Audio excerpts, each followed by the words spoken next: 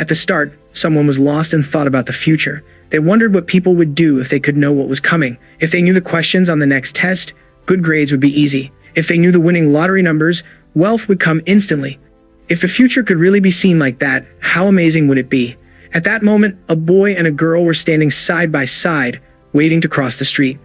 The signal turned red for cars, allowing pedestrians to move. The boy was staring at his phone, and when he finally looked up, he saw the girl step onto the crosswalk. He thought to himself that things were never that simple, and life didn't work so smoothly. Suddenly, he noticed her standing directly in front of a fast-approaching vehicle, and his face drained of color as he realized what he had just witnessed. He thought, what I just saw was no, wait. More importantly, he hurriedly checked the girl again and thought, that girl from before, thank goodness, she's still safe. The light turned green for them to cross. He muttered, ah, then suddenly shouted, wait, and rushed forward, wrapping his arms around her from behind to pull her back. Both of them froze and blushed. The confused girl asked what he was doing. He quickly released her and, red-faced, explained that he had been trying to save her from an accident. Still flustered, the girl hugged herself and demanded to know what he meant. He desperately tried to explain, saying that a yellow car would soon come speeding through. Seeing his pale and serious expression, she glared at him, called him a pervert, and slapped him across the face. He wondered if she had never bumped into someone before. She yelled that his story made no sense and stormed off, leaving him stunned, touching his cheek. At least she didn't get into an accident, he thought. I just went out on an errand, and this happens. Just my luck. At that moment, a yellow sports car sped past him, and he watched it go, thinking about how flashy its color was. His name was Ito Orez, and he could see the future. Standing there, he remembered how, not long ago, after nearly dying in an accident, he had gained this strange power. His face warmed as he recalled how grabbing her had truly been accidental, not intentional at all. Thinking about how he had saved her life, he decided a slap was nothing. I wonder if this is what happens when I help people. If only I could freely see the future, I could always choose a better one. But he knew he could only glimpse a few minutes ahead, and even that happened rarely. Later, at home, Ito sat with a pale face, muttering that he wanted to die. Ayako, the woman he lived with, scolded him, saying not to say such things at his age, and that instead of saying stupid things, he should find her a man. Ito immediately told her not to widen her dating pool to high school students. He reflected that this woman, Kauchi Ayako, had taken him in when he had nowhere else to go and was genuinely kind-hearted. Ayako called him an idiot and told him he needed to grab a good man while he still could. Ito thought that from now on, it would just be the two of them living together. As a high school boy, he felt he should be more excited about that. But Ayako then complained about having another hangover, and Ito thought that with her like this, there was no enjoyment at all. She suddenly told him that she needed him to do something after breakfast. When he asked what it was, she said his uniform had arrived and asked him to pick it up. He agreed but wondered why she hadn't mentioned it earlier when she sent him out that morning. Laughing softly and blushing slightly, she said it was because she wanted him to get used to the town. Ito thought to himself that she had obviously just forgotten. Later, as he walked, he thought that after the slap incident, he really didn't want to go out at all. His daydream-like visions of the near future kept surfacing in his mind. Most of them showed unpleasant outcomes. He hadn't helped that girl out of pure justice. Knowing someone would die and ignoring it would haunt him later. Someday, somewhere, he would remember that moment and regret it. This is just for my own sake, nothing more, he told himself. He wished for peaceful, uneventful days at his new school. But with a pale expression, he felt like this was raising a story flag. Just then, he saw two children running by. One shouted, "Catch me if you can," while the other yelled, "Wait." As he walked, the first child collided with him, and the toy slipped from his hands into the river. The boy shouted that it wasn't his fault and blamed Ito, while the other child burst into tears. Ito suddenly saw a future vision and realized he would definitely be blamed, with everyone turning against him. Hearing them approach, he smiled faintly and stepped aside, thinking that seeing the future could be useful sometimes. Proudly, he thought that now the toy wouldn't fall, but then he heard crying. The first child apologized, saying it wasn't his fault and that big sister wasn't paying attention. The second child sobbed that it was something their mother had bought. A girl with them smiled gently, telling them it was fine and that she would retrieve it right away. Startled, Ito exclaimed, "Eh?" and hurriedly called out for her to wait. She looked at him and asked if something was wrong. He stared at her in disbelief and asked if she was really planning to jump in there. Smiling casually, she said yes and that she would get it right away. Before he could stop her, she leapt straight into the river. Standing there with the children, he muttered that it was incredible. The first kid asked if she would be okay, and Ito replied that she looked like she could swim well, so she was probably fine. At that moment, he heard her cry out for help. He looked up and saw her struggling wildly, realizing too late that she couldn't swim at all. Tossing aside his bag and jacket, he thought that a new problem had appeared and jumped into the water after her. He managed to pull her out, but as he sat there trembling and pale, he honestly thought he had almost died. The children asked if Big Brother and Big Sister were okay. Smiling, she said that Big Brother was amazing, wasn't he? Ito thought silently that she had been drowning the entire time. She handed the toy back to the kids and told them not to drop it again. Sitting behind her, Ito thought that even while drowning, she still managed to retrieve it. He sighed inwardly, thinking that all he wanted to do was pick up his uniform. The girl waved cheerfully at the children, and Ito wondered how things had ended up like this. She suddenly turned toward him and smiled, thanking him properly for saving her. Pale-faced, he weakly told her not to worry about it. She looked at him and asked what was wrong. Blushing, he hesitated before quietly telling her, while looking away, about her clothes. She glanced down at herself and suddenly shouted at him not to look. He immediately turned his head away as she insisted it wasn't what he thought, explaining that she didn't usually wear such flashy clothes. Surprised, he asked if that was really what she was worried about. She desperately explained that it was all she had today and told him not to think she wore erotic underwear. He blushed deeply and shouted back that he wasn't thinking that far. She sighed, then suddenly accused him of arranging for those children to bump into her just to see her body. Shocked, he yelled back, asking why she would think that and why she was standing so close to him. Miserable, he thought that being falsely accused twice in one day was too much. Suddenly, she sneezed, and he wrapped his jacket around her, telling her it was better than nothing and to return it later. Blushing, he realized that before things got any more complicated, he needed to leave. He quickly said goodbye and ran off, thinking that running was the only option now. Watching him go, she thought that if she had thought it through, she would have known that wasn't possible. Quietly, she felt that somehow he reminded her of her brother. Later at Ito's home, Ayako scolded him, asking how he ended up soaking wet just from picking up a uniform. Ito replied that he would like to know that himself. Reflecting on the day, he wondered if getting slapped in the morning and drenched by noon meant he needed some kind of purification. Worrying about school starting the next day, he felt like bad things kept piling up. Deciding to just sleep, he closed his eyes. The next morning at school, several students were chatting. One girl said she should have hit him one more time and angrily declared that she absolutely wouldn't forgive him. Her friend asked what was wrong, calling her Yuri-chan. Yuri replied, Nanami, and Nanami noticed how upset she seemed and asked what happened. Yuri told her to listen, explaining that yesterday she was harassed by a pervert who suddenly hugged her in public, calling it the worst experience ever. Nanami said that was unforgivable and promised that if she found him, she would definitely deal with him. Yuri laughed, saying how reliable Nanami was. Nanami started to mention something about yesterday, but someone told them to quiet down. Nanami exclaimed, "Ah, Kirihara-sensei." As the teacher entered and told everyone to take their seats, Nanami quickly returned to her desk. The teacher announced that they had a transfer student joining them and asked him to come in. Standing at the door, someone thought that even if you could see a few minutes into the future, life never went smoothly. Ito Arise stepped into the classroom, thinking that his future visions only brought trouble. Introducing himself nervously, he said, "I'm Ito Arise." Yuri stared at him, blushing with anger, thinking, that guy. She stood up, and Ito's face went pale as he realized she was the girl he helped yesterday. She was also the girl who slapped him, and he wondered why she was here. There was no way they attended the same school and class. The world really was small. The teacher asked Asagiri if she already knew the transfer student. Yuri replied coldly that she didn't know this pervert with a scary face. Ito thought she should stop saying that. Smiling, the teacher said she smelled a romantic comedy, leaving Ito confused. The teacher officially introduced him as their transfer student, Ito Arise. Ito wondered what she meant by smelling a romantic comedy and found it strange. She explained that he had family circumstances and had been through a lot, asking everyone to get along with him.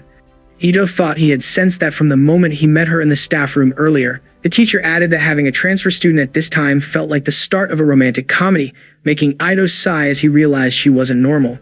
The teacher announced a seat change since it was the perfect opportunity. Ito wondered why and felt certain the teacher planned this. He ended up sitting next to Yuri, who glared at him intensely. Looking at her, he recalled, her name was Asagiri. He hadn't noticed before, but she was beautiful, with a good figure. Normally, he'd be happy sitting beside her, but right now he just wanted her to stop staring. With a pale face, he asked if she could stop glaring. Yuri demanded how he could say that after molesting her. Nervously, he insisted it was all a misunderstanding. She asked what misunderstanding could exist when he suddenly grabbed her. He explained it was to save her from an accident. Yuri said she heard that excuse yesterday and asked why he didn't come up with something better. Ito wondered how he could explain seeing the future where she'd be hurt. Yuri said she hadn't forgiven him with just one slap. Ito realized it was pointless and that she would never believe him. Accepting it, he thought that being hated on his first day wasn't surprising, and since he was used to being alone, he would just endure it. The teacher wrapped up homeroom, and Ito thought that even being able to see a few minutes into the future didn't really make life any better. Suddenly, someone muttered that it had been a disastrous morning. Ito turned and saw a classmate asking if he had done something strange to earn Asagiri's glare. The boy introduced himself as Sosuke and bluntly asked why Asagiri was glaring at Ito. Ito wondered aloud if Asagiri was that famous. Sosuke replied that she was a black-haired beauty, and in a rural high school like theirs, just having her around felt refreshing for the guys. On top of that, her cool and distant personality made her even more popular, earning her plenty of fans. Sosuke spoke with a smile and a slightly flushed face. Ito thought about why Asagiri was glaring at him and questioned what he should even do about it. Since he couldn't exactly say it was because he saw the future, he explained that he tripped and accidentally hugged Asagiri, who had been standing in front of him. Sosuke said that was just bad luck and that it explained her attitude. Just then, someone asked if Ito had a moment. Turning around, Ito saw the girl who had jumped into the river and nearly drowned the day before. She was smiling, and Sosuke reacted in shock, blushing as he exclaimed if it was Kuris. Ito told him to calm down, but Sosuke said that was impossible since Kuris was considered one of the school's top beauties alongside Asagiri. Kuris asked if Sosuke needed something from her, but she said she didn't and turned to Ito instead. She thanked him for yesterday, saying she never expected they'd meet again, and introduced herself as Kuris Nanami. Ito's classmates shook him, demanding to know how he knew Kuris and what was going on. Awkwardly, Ito explained that it was also related to something that happened yesterday. Nanami confirmed it and, blushing, told Sosuke that although he might have seen her slightly erotic underwear, she and Ito weren't in any kind of relationship. The classmates erupted in shock at the words erotic underwear and started shouting questions. Ito thought they should stop yelling and tried to explain, but someone suddenly asked directly if he had seen Nanami's underwear. When he looked, he saw Yuri standing there. Nanami nervously called out to Yuri, but Yuri cut her off, declaring that he really was a pervert and the worst kind. Nanami tried to speak up, but Yuri told her to go back to her seat, warning that they didn't know what that pervert might do again. Ito realized there was no way to clear up the misunderstanding and covered his face. Sosuke asked Ito if he wanted to walk home together. Ito wondered how things had turned out this way and thought it had been an exhausting day. Sosuke commented that it really was a rough first day for a transfer student. Ito reflected that things became even worse when the teacher said he didn't have textbooks yet and made him share with Asagiri, pushing their desks together. Sosuke remarked that it was impressive Ito had already gotten close to the school's two top beauties. Ito replied that he barely knew them and questioned what was so great about the Asagiri situation anyway. Sosuke said it was great just to interact with girls, but Ito insisted it was all accidental, including with Kuris, and explained that too. Sosuke laughed and said that even accidents were still great. Ito told him not to get so excited, since it was honestly scary, and said he just wanted to clear up Asagiri's misunderstanding as soon as possible. Sosuke suggested he properly explain and apologize for touching her. Ito thought it wasn't that simple. Suddenly, his face went pale when he noticed a wheat field ahead. Sosuke asked what was wrong as Ito suddenly looked muddy in his imagination. Ito realized the future vision showed him falling into a rice field. He quickly said they should change routes, leaving Sosuke confused. Meanwhile, Yuri was declaring that she would never forgive the molester who laid hands on Nanami too. Nanami nervously clarified that she meant Ito-kun and explained that he had actually helped her. Yuri insisted Nanami was being deceived and said he was just a pervert. Nanami thought for a moment and said that when Ito-kun helped her yesterday, he had seen kind. Yuri argued that he only acted kind to lower her guard and see her underwear. Nanami wondered if they should at least hear Ito-kun's side of the story properly. Yuri asked why they should listen to a molester's excuses and pointed out that it was right there that he hugged her. Nanami asked if it really happened there, and Yuri confirmed that he suddenly grabbed her from behind. Nanami couldn't understand why Ito-kun would do something like that. Yuri said she didn't know what went through a molester's head, but he did mention something about an accident and a yellow car. Nanami recalled that her father had talked about an accident there yesterday. Yuri asked if her father was a detective, and Nanami confirmed it, explaining that a flashy yellow sports car had crashed into a utility pole due to speeding. Yuri was stunned and started wondering if what Ito said had been true. Nanami thought that maybe Ito-kun really had been trying to save her from that car and might have helped Yuri too. Yuri thought it had to be a coincidence, but still wondered what would have happened if he hadn't been there. Suddenly, they heard someone asking what was wrong.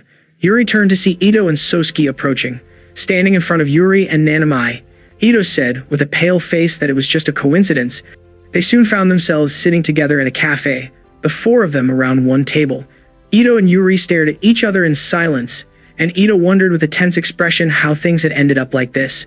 He reflected that all he wanted was to avoid the future where he fell into the rice field. Along the way, he had coincidentally run into Asagiri and Kurace. He remembered Sosuke excitedly, suggesting they head home together or grab some tea, adding that Ito would treat them. Confused, Ito had frozen, while Minami smiled and agreed, telling Yuri they should go. Yuri clicked her tongue but agreed, saying she wanted something sweet and telling Ito to make sure it was really sweet. Back in the present, Sosuke asked if something was wrong and quietly told Ito that this was his chance to apologize to Asagiri. Ito hesitated with a stiff face, thinking that while he wanted to clear up the misunderstanding, he didn't understand why it had to be at this cafe. Yuri said she loved the place and mentioned that the manager was a nice person. Ito nodded, thinking that made it worse, since apologizing there felt especially awkward. The real reason was Ayako, who ran the cafe on the first floor of the house he lived in, and he remembered her teasing smile. Nanami asked Yuri if she wasn't going to eat, and Yuri said she would.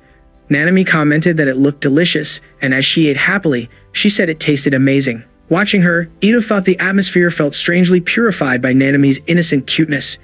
However, Yuri shot him a sharp glare and told him to stop staring at Nanami like some kind of pervert.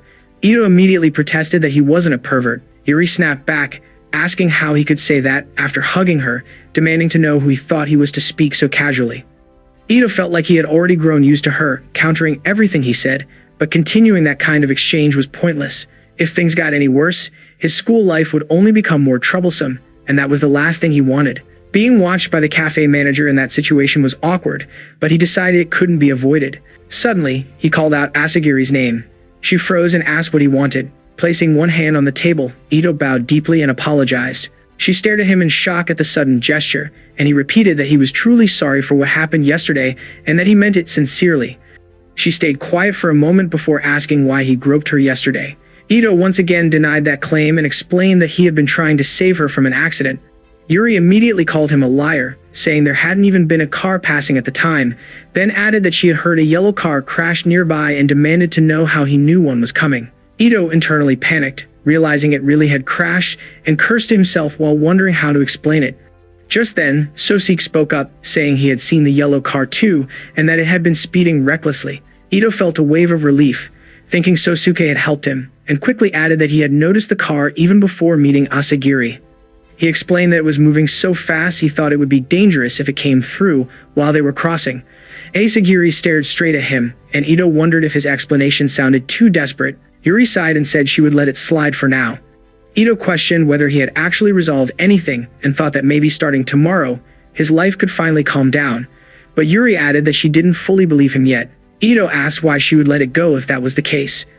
Yuri replied that his explanation wasn't convincing, and besides, the fact that he hugged her couldn't be denied. She said she would decide for herself whether he was telling the truth or was just a pervert, warning him not to reveal his true nature, her expression terrifying. Ito realized the misunderstanding hadn't been cleared at all. Yuri then added that he would treat her to the cafe's parfait 10 times, and only then would she forgive him for hugging her. Ito shouted in disbelief, asking if it really had to be 10 times. Yuri shot back, asking if he seriously thought one apology was enough and whether he thought her body was that cheap. Ito told her to stop saying things that could be taken the wrong way. Just then, they heard laughter. Nanami smiled and said it looked like they had made up, which was great. Yuri told her to stop, saying that was something only said to people who were on good terms. Ito also told Nanami to stop, saying that was for people who were already close. Yuri yelled at him for agreeing with Nanami, while Sosuke suggested they just consider things settled for now. Nanami and Yuri both said, "Nice to meet you again, RAs," and Ito replied with a weak, "Oh," still feeling uneasy. Then Sosuke suddenly asked Ito where his house was. Startled, Ito pointed and said it was right there. The others reacted in shock, asking if it was really that place. Ito thought that maybe, just maybe, a peaceful school life was beginning, or at least he hoped so. As they left the cafe, Nanami said, "Let's head home," and Yuri replied, "Yeah." Sosuke offered to walk them back, but both girls declined and walked off together, chatting as they went. Yuri thought to herself that realizing the cafe was that guy's house was shocking. She wondered if knowing she might run into him there would make it hard to visit her favorite spot again. Suddenly, someone called out from behind. telling them to wait. It was the cafe manager, saying she was glad she caught them. Yuri recalled that the manager was that guy's guardian. Yuri asked if they had forgotten something. The manager replied that they hadn't. She just wanted to thank them for becoming friends with him. She explained she never expected him to bring friends home on his first day at a new school and mentioned his complicated family situation. She added that he could be difficult, but asked them to be kind to him if possible. Yuri thought she hadn't really intended to become friends with him. Sosuke cheerfully replied that of course they would, adding that he'd like to get along with the manager too. Nanami said she also wanted to get along with Ito-kun. The manager then looked at Yuri and asked her as well. Seeing even Nanami agree, Yuri blushed and felt she had no choice. She muttered that she supposed just a little would be fine. Yuri asked if it was okay to leave the cafe open with the manager alone, and Nanami asked whether Ito often helped out since moving there. The manager replied that it was fine and that she had left it to him for now, even though it was his first time. At that moment, Ito shouted from inside, calling for Ayako-san and telling her to hurry back. The manager smiled and said maybe he had been struggling a lot too. Meanwhile, Ito walked home, thinking his name was Ares Ito and that he could see the future. He reflected that the timing of his visions was irregular and only showed him a few minutes ahead. His face went pale when he checked his phone and saw it was 8:32 a.m. He realized life wasn't designed conveniently at all and that he was completely late. He admitted it was his fault for oversleeping, but wondered why Ayako-san hadn't woken him up. Ayako told him it was his own fault, but Ito still complained about her not waking him. He figured there was no point rushing now and decided to walk at his own pace. He wished his future visions would show him something useful like this beforehand. With a headache, he thought how useless his precognition really was. As he walked, he noticed two boys and a girl. One boy asked where she was going, while the other suggested she skip school and come play with them. The girl coldly told them to get lost, saying she'd never hang out with people like them.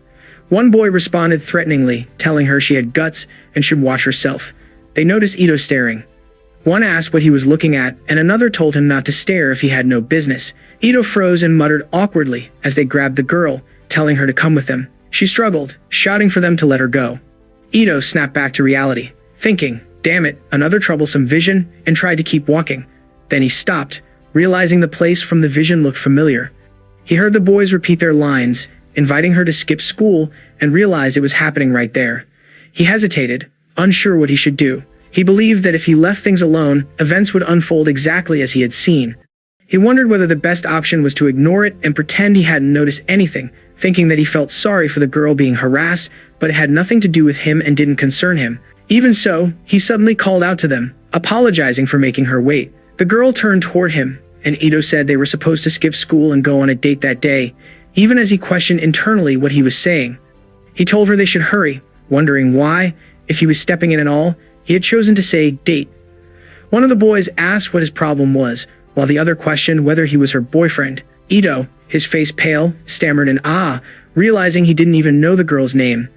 All of a sudden, the girl grabbed his shirt, catching him off guard, and said he was late. She added that because he had kept her waiting, those strange guys had started bothering her, then told him to hurry and leave with her. Ito, blushing, muttered in confusion.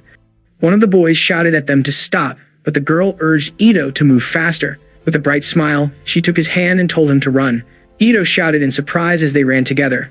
Once under a bridge, the girl said they should be safe there. Ito, breathing heavily, said he was exhausted and hadn't expected to suddenly start running. The girl apologized and thanked him, smiling shyly as she said he had really helped her, which left Ito speechless. She then asked why he had helped her. Ito hesitated, starting to respond, but she cut him off and asked if he thought he would get something in return for saving her. Ito, shocked, blurted out in denial. She told him it was fine, and with a flushed face as she leaned in close, suggested they do it once as thanks. Ito's face burned as her face came dangerously close. Suddenly, she burst out laughing and said she was joking. Ito snapped back that he hadn't been taking her seriously anyway, thinking that she was clearly messing with him. The girl then told him to come with her. Ito asked where they were going, and she reminded him with a smile that they were skipping school and had a date. Ito thought that was only an excuse to escape earlier, but she continued and asked his name. She introduced herself as Sana Fujibayashi. Ito gave his name as Horace-ito, and Sana smiled, saying they should go, calling him Horace. Ito panicked, wondering if they were actually going on a date, since he had never even been on one. Sana said there was nothing around there, so they should take the train to the next town. Ito realized it was his first date. During it, Sana mentioned she hadn't eaten since morning and suggested getting a crepe. Ito questioned whether a crepe counted as a meal, but Sana happily ate it, saying it was sweet and delicious. Ito replied vaguely. Sana then said she wanted to buy some new clothes and asked him to come along. Ito asked if they were still shopping, and Sana answered cheerfully, telling him to hurry. She spotted a Purikura booth and suggested taking a picture to remember the day. Ito wondered if dates were always this tiring. Afterward, Sana said she had fun and asked if he had time, suggesting they head back. Ito agreed, but wondered what to do with all the shopping bags. Sana told him not to worry, saying she would call a cab. Ito noticed how casually she was spending money and thought about it. She then mentioned there was a taxi stand nearby, which would be faster. Ito wondered if she was rich. Sana asked what year he was in. Ito replied that he was a second year. Sana looked surprised and said they were the same age, explaining she hadn't recognized him and thought he was new. Ito said he had transferred just the week before. Sana realized he was the rumored transfer student, Ires, and Ito wondered what kind of rumors were going around. Sana said that, explained it, then with a slightly sad expression, said that if he had known about her, he probably wouldn't have spoken to her. Ito was stunned and asked what she meant. Sana quickly brushed it off, pointing out a taxi and telling him to load the bags. Ito agreed. Before getting in, Sana told him that if they met at school, he should feel free to say hi. Leaning close to his ear, she whispered that if he ever asked her, she would help him graduate from being a virgin. Ito, red-faced and shocked, shouted that he never said anything like that and that he was never talking to her again. Sana just laughed and waved as she got into the taxi. Ito stood there blushing, wondering how she knew and thinking that maybe she was used to situations like that, questioning whether he even needed to help her at all. He concluded the day had been overwhelming and thought it had been exhausting. Later, Sana stepped out of the taxi with a somber expression. Looking at the Purikura photo of herself and Ito, she thought he was someone worth teasing. She laughed softly, admitting to herself that he was actually a good guy. Gazing up at a large apartment building, she wondered if she would see him again at school.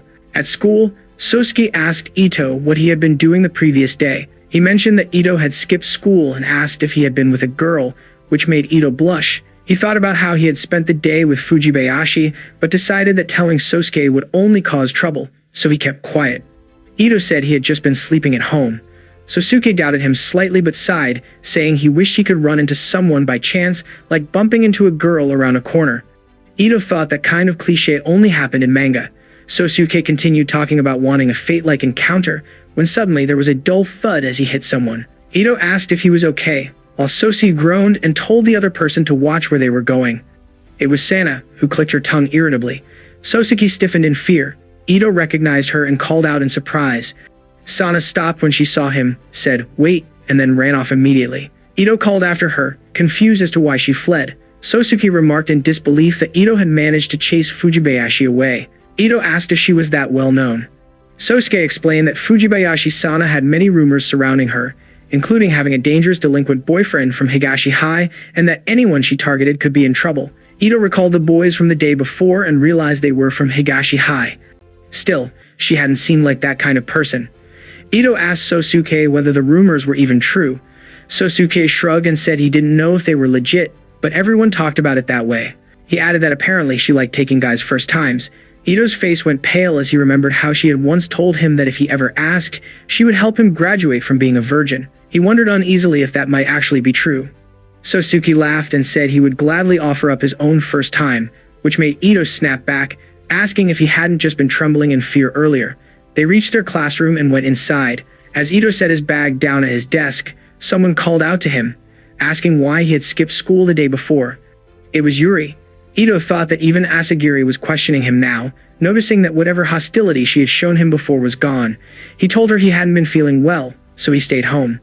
Even so, he felt like there was another kind of gaze on him that day. Yuri said she didn't believe his excuse. Ito asked why she was so interested and why he'd been absent. Yuri denied being curious and said his absence had caused her trouble.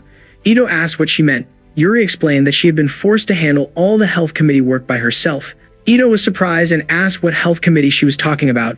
He said he had never agreed to that. Yuri replied that of course he hadn't. It had been decided the previous day during committee assignments. She had volunteered as the girls' health committee representative, but it took too long to pick a boy, so the teacher decided one arbitrarily. The teacher sighed, wondering if it was some kind of rom-com setup, while Ada thought the teacher had a lot of nerve. Yuri continued, explaining that their first duty was checking and restocking hygiene supplies around the school, and since Ito wasn't there, she had to cover extra areas. She then told him that after school that day, he would be doing all the committee work alone, shouting it straight at him. Ito was shocked but agreed, asking if it was just making the rounds. Yuri said that was only part of it and added that she had taken on a special task just for him. At the nurse's office, Ito sat in a chair, thinking Asagiri was cruel. The special task turned out to be watching the nurse's office until the nurse returned from an errand. He thought that wasn't even a health committee duty, but of course, Asagiri had volunteered him anyway. Yuri told him it wouldn't be fair for him to slack off while everyone else worked. Ito admitted it was his fault for skipping school, but still felt this was excessive. He slumped forward, thinking no one would come anyway, wondering why he was even there and wishing he could just go home. Suddenly, he saw a vision of someone asking if she was okay. He turned and saw a girl who had fallen, with two other girls rushing to her side. The fallen girl clutched her leg. Ito snapped back to reality, realizing it was another precognitive vision. He felt bored but wondered if she was from a sports club since someone had collapsed. The door opened, and a voice said, "Excuse me," as someone came in. A girl entered and looked around, noticing the nurse wasn't there. She asked if he was on the health committee, and Ito confirmed, adding that the nurse was out. She said that was fine because she didn't actually need her. She explained that she had run out of sports tape during practice, and whenever that happened, they were usually given some. She asked him to let the nurse know later. Ito agreed, saying that was fine. She hopped up onto a chair and started wrapping her leg. Ito thought the taping looked sloppy and wondered if that was really okay. The girl noticed the problem herself and said she needed to redo it. Ito said it was painful to watch and offered to help. She happily accepted and stretched her leg toward him. Blushing, Ito realized he might have made a mistake, since he would have to touch her. He quietly asked for permission and carefully taped her leg, checking if it was okay. She looked surprised and said it felt amazing, thanking him with a smile and a faint blush. Ito said it was nothing and asked if she had sprained her ankle. The girl introduced herself as Takimoto Suika from the basketball team and told him not to be so formal. She asked if he was the transfer student and said that since they were the same age, it was fine. Smiling, she asked his name again. Ito answered nervously, introducing himself as Ares Ito. She repeated it, calling him Ares-kun, then introduced herself properly and shook his hand, saying it was nice to meet him. Ito returned the greeting. She suddenly remembered she had to get back to practice. Ito tried to stop her, saying she shouldn't overdo it, but she said it was fine since he had taped her properly. She waved and thanked him again before leaving. Ito sat back down, feeling bored once more. He wondered if the girl from his vision had been Takimoto-san. His face went pale as he thought about her injured leg and whether practice was really okay. Soon after, someone opened the door and thanked him for watching the office. Ito apologized quickly and left, heading toward the equipment storage, thinking he might be too late and that she was already gone. Unsure what to do, he looked toward the basketball court. He saw Suka playing, her movements looking perfectly normal. He realized that in his vision the injury had been on the right leg, but her earlier injury was on the left. As he turned away, he thought that meant it must have been someone else. Just then, a scream rang out. He turned to see girls rushing onto the court, shouting Suika's name. She was lying on the floor, clutching her leg. Ito froze, realizing he had known this would happen. Seeing her in pain, he understood that the girl from his vision really had been Takimoto-san. He swallowed, thinking that if only he had realized sooner, he could have stopped her. He ran over, calling out to ask if she was okay. Suika looked up, surprised, and called him Ares-kun. Ito asked what had happened, thinking she looked calmer than in his vision. Confused, he said it looked like a bad fall. Suika explained that she had just lost her balance. Ito stammered, saying he was relieved if that was all, and asked about her feet, wondering if the future had changed. Suika said she was fine, though her right ankle felt a little off. Ito told her she shouldn't push herself too much. One of the girls watching suddenly shouted that Suika needed to go to the infirmary. Suika tried to argue, but the girl insisted, pointing out the discomfort she mentioned and reminding her that she had recently sprained her left ankle as well. Suika hesitated, letting out a small sound of uncertainty. One of the girls pointed at Ito with a smile and asked him to carry Suika on his back to the infirmary. Ito was stunned and asked why it had to be him. The girl explained that only girls were present, and since he had rushed over out of concern for Suika, it made the most sense. Suika said that even though Ares-kun was on the health committee, she felt bad making him do it. The other girl reacted in surprise, asking if he really was a health committee member, and when Suika confirmed it, she said that made him perfect for the role. Ito thought bitterly about how things had ended up this way. Before long, he was walking down the hallway with Suika on his back, while people whispered around them. Suika quietly said she could walk on her own and told him he could put her down. Ito answered firmly that he wouldn't, saying that if she forced herself to walk, her foot could get even worse. Suika hesitated and asked if she was too heavy. Ito insisted that he was fine. She apologized, saying she was sorry things had gotten awkward. Ito replied that it was his fault too for barging into another club's activity and apologized in return. Suika quickly denied that, saying Erase-kun hadn't done anything wrong. Ito said she was the one making him carry her and asked if she hated it. Suika admitted softly that she wasn't very feminine and that the boys in her class treated her like one of them. Ito paused before replying that it wasn't that he disliked it, but that he simply thought of Takimoto-san as an ordinary girl. Suika blushed at that. Ito added that right now, he was carrying a girl, wasn't he? Suika's face grew redder as she asked why he had been at the sports hall. Ito panicked internally, then stammered that he was worried about her foot. Suika asked if he worried that much, even though they had just met, pointing out how he rushed over the moment she fell, almost like he knew it would happen. Ito denied it immediately, his expression tense. Suika teased him, asking if he could see the future. His face went pale as he replied with a shaky sound. Suika laughed lightly and said that couldn't be true, right? Ito forced a laugh and agreed, thinking he had almost given himself away. She explained that she had watched a drama with a similar plot the day before. When they reached the infirmary, she told him they had arrived and asked him to let her down, saying she could manage from there. Ito agreed, gently setting her down and turning to leave. Just as he did, Suika called his name softly. When he looked back, she smiled brightly and thanked him. Ito thought that even knowing the future hadn't made his life any easier. If anything, it had become more troublesome. Helping unlucky people never seemed to end, and things rarely went smoothly. He reflected that earlier he had just been fortunate it hadn't turned serious, and thought that maybe having this power wasn't entirely bad. He replied that it was nothing, and felt that way, at least a little, that day. The next morning, Sosuke glared at Ito with tears in his eyes, yelling about how he had been betrayed. He called it unforgivable, a clear betrayal, and asked if Ito had gotten a girlfriend while crying. Ito desperately denied it. Sosuke called him a liar, saying there were plenty of witnesses who saw him carrying a basketball team girl like a princess. Ito thought miserably that it had just been a piggyback ride and wondered how rumors spread so fast. Someone scoffed nearby, and Ito saw Yuri staring at him. She said he had already gotten a girlfriend right after transferring and remarked that perverts really moved fast. Ito felt drained, realizing Asagiri was piling on too. Yuri added that even while neglecting his health committee duties, he seemed to be doing just fine. Ito protested, saying he had properly watched the infirmary. Yuri asked if he had checked the hygiene supplies, and Ito froze as it hit him. Standing up, he admitted he had forgotten and apologized, asking if that was why she was so irritated. Sosuke whispered that he was dense and said Asagiri was just jealous. Yuri snapped back, shouting that he hadn't done what she asked and was flirting while carrying a girl like royalty, saying anyone would be angry. Ito protested that she was exaggerating.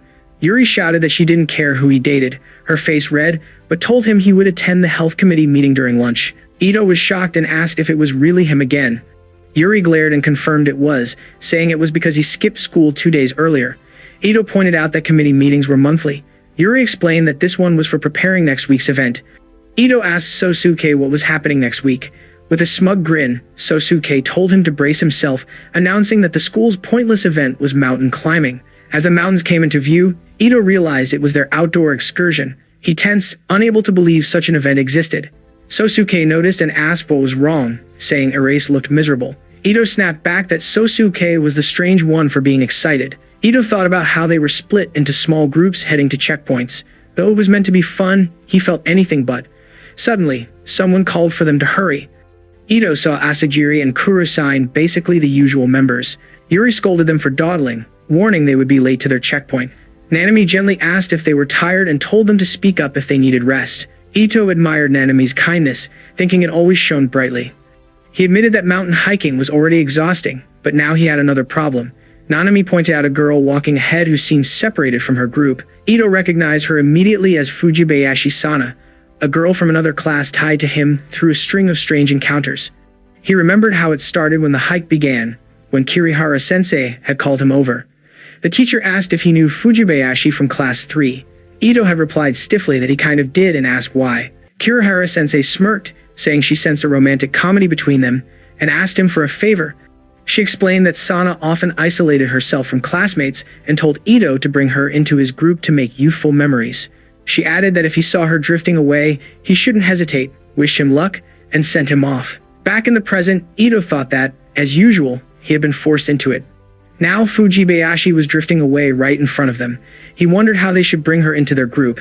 Nanami voiced her concern, saying she worried about what happened to Sana's group and that it didn't feel right to leave her alone. Ito thought Kurei's kindness was admirable and decided to go along with her approach. Yuri, however, said that leaving her alone was fine, since maybe she preferred being by herself. Nanami gently told Yuri that she needed to start getting along with others. Yuri blushed slightly and replied that she was fine as long as she had Nanami. Ito thought to himself that Asagiri was overly attached to Kurei's, then corrected himself and chose to follow Kurei's lead. After clearing his throat, he admitted that he was worried about leaving Sana alone and suggested they bring her into their group. Yuri shouted at him, asking what he was thinking. Nanami, on the other hand, lit up and said it was a great idea, adding that she would go talk to her. Yuri panicked and tried to stop her. Ito felt relieved that he had left it to Kurei. As he watched her go, he admired her initiative, while also wondering whether Fujibayashi would really agree to join them. Honestly, he expected her to refuse.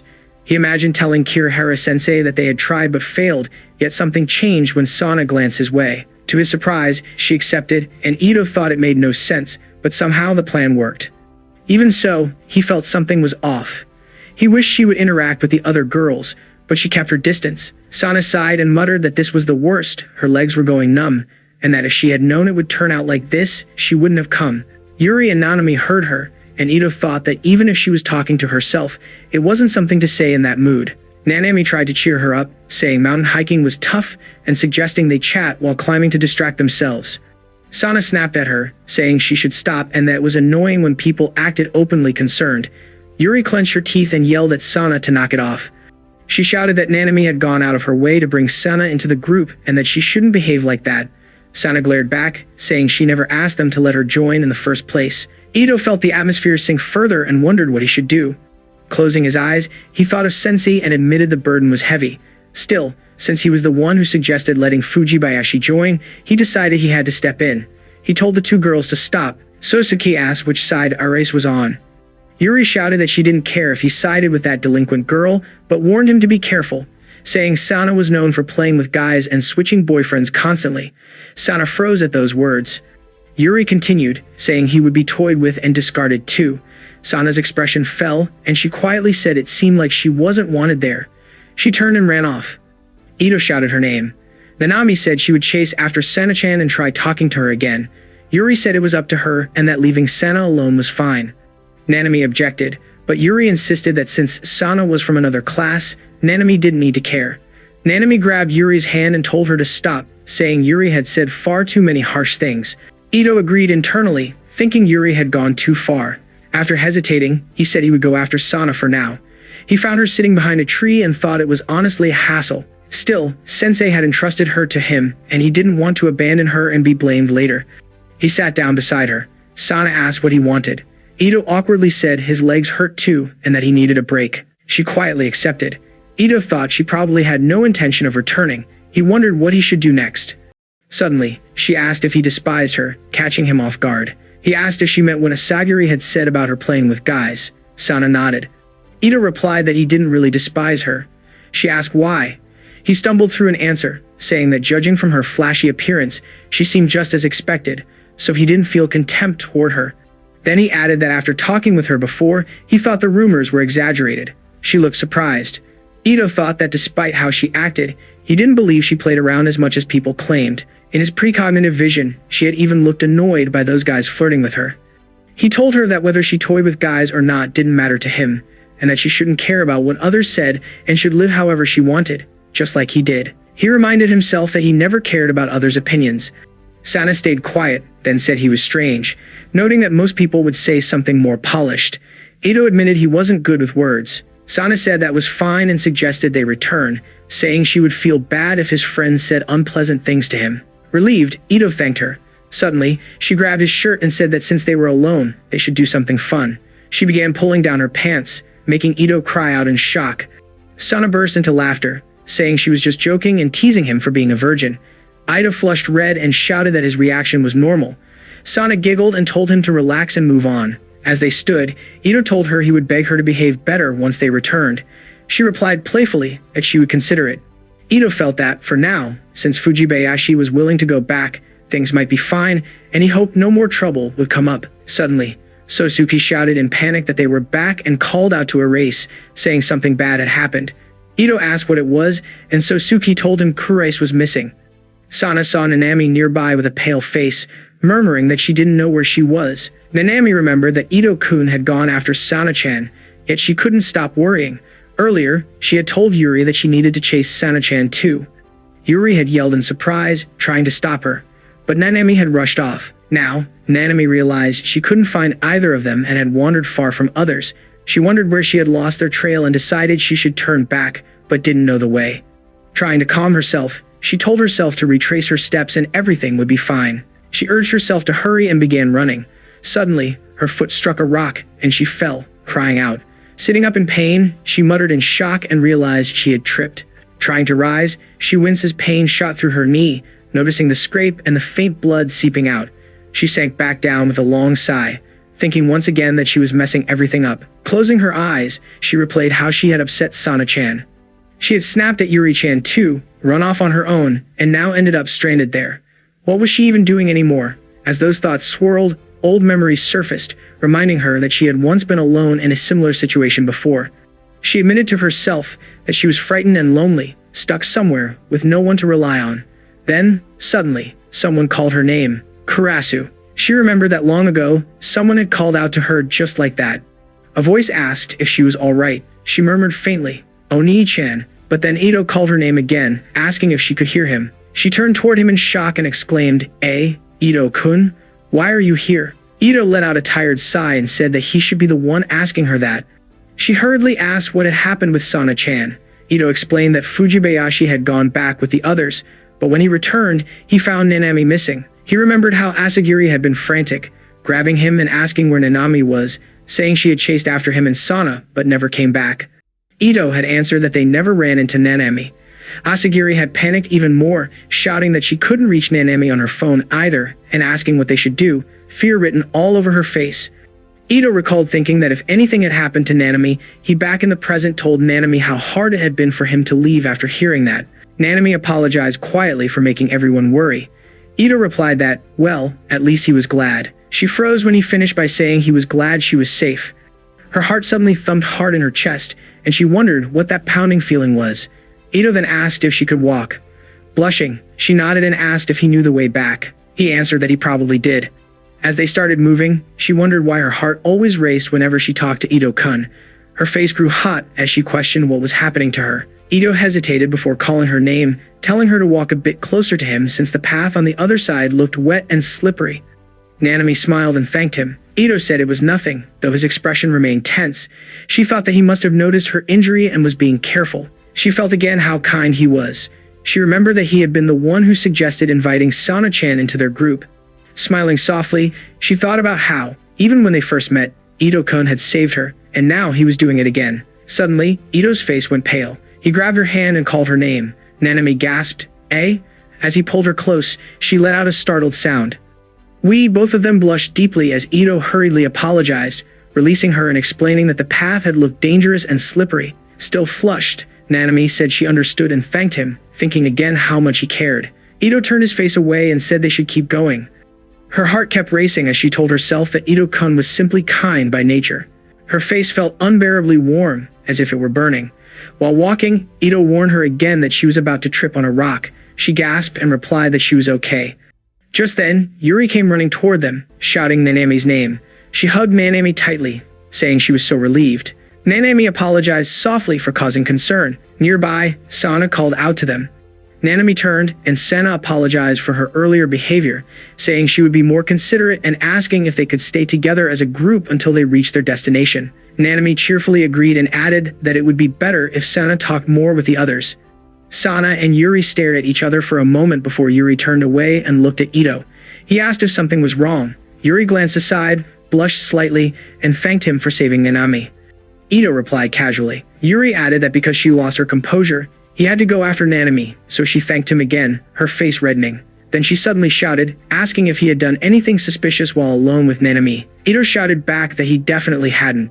Yuri turned to Nanami and demanded confirmation. Nanami startled, blushed, and said yes, nothing really, then remembered the hug and flushed even more. She insisted he did nothing and told Yuri to trust her.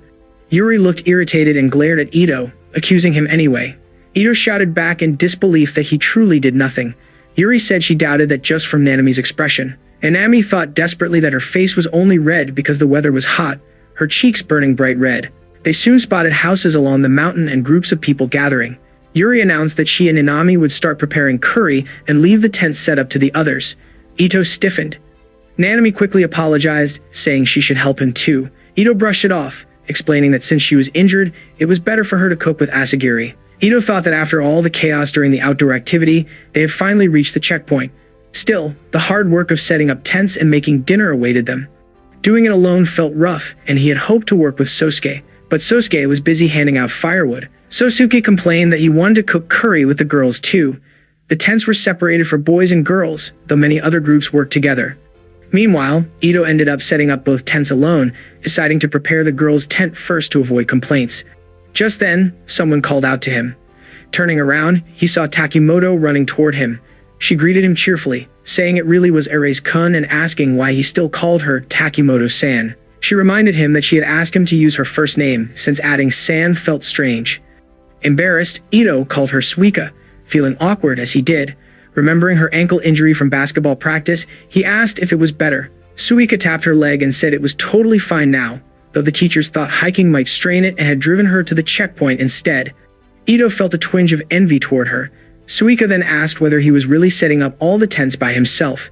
Ito replied that it was fine and that he would feel guilty asking for her help since her own group still needed to prepare curry. Suika explained that everyone in her group was terrible at cooking, so they had decided to eat at another group's place instead. Startled, Ito asked if that was even permitted. Suika admitted it wasn't, but said it would be fine, as long as the teachers didn't notice. She added that Fujibayashi-san was also part of her group, but since the others were scared of her, Suika chose to cook curry together with Fujibayashi. While Fujibayashi went to gather ingredients, Suika found herself with free time, so she offered to help Ito set up the tents, giving him a playful wink. Ito agreed and said he would rely on her, and Suika cheerfully replied that she would carry half the load. Ito felt bad about letting a girl handle something so heavy, but Suika blushed and said it was no problem. She proudly mentioned that even her groupmates said she was more dependable than most boys. Ito insisted she at least take the lighter one, and she blushed again, thanking him. When Ito considered carrying everything himself, she quickly stopped him and told him it was fine. With Suika helping, the tents were finished much faster. Ito thanked her, and Suika replied confidently that he should call her again whenever he needed assistance. Thinking that Fujibayashi had returned by now, Suika decided to leave, and Ito wished her luck with the curry. Suika waved and headed off. Ito thought her help had come at the perfect time, but just then his precognitive vision activated once more. Wondering why it was happening at such an odd moment, he hurried back to where Asagiri and the others were. When he arrived, he saw curry spilled all over the ground. With a tense expression, he asked what had happened. He recalled his vision, but couldn't connect the dots. Asking if something had gone wrong during cooking, Yuri snapped that he should be able to tell just by looking at the mess.